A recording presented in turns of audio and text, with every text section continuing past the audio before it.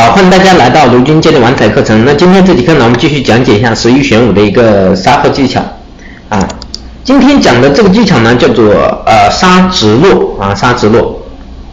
那么我们首先看一下什么叫做直落啊？直落呢就是号码，比如说这个6，对不对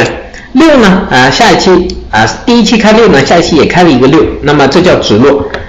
杀直落的好处，我们来算一下直落的概率啊。6呢，在11选5当中啊，它开出的概率是多少？1/11，对不对？那么直落的概率，第二次开6的概率呢，也是11/11。好，11/11乘以11/11，那么就是121/1啊，这个口算了啊，121/1，对不对？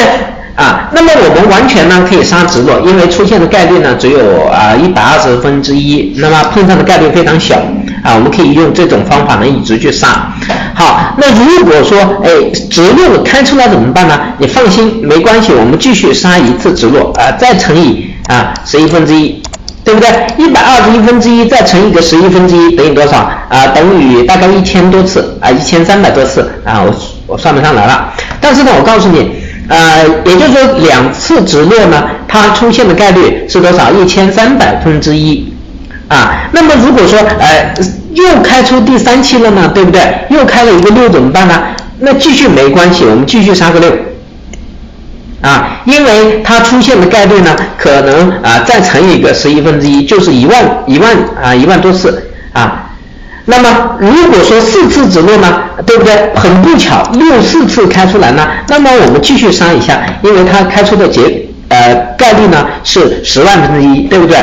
所以直落呢，它就是个概率原理，我们完全呢可以通过杀直落杀直落这个方法呢非常的喜欢，因为准确率非常高，但是呢也要防止呢直落比较频繁的开出。如果在某一段时间呢这个直落它会频繁的开出呢，那我们尽量不要杀所以第一点，周期性我们要记住这个周期性。好，第一个周期性。好，第一个周期性如果当前直落频繁的开出 ，OK， 那么我们千万不要杀直落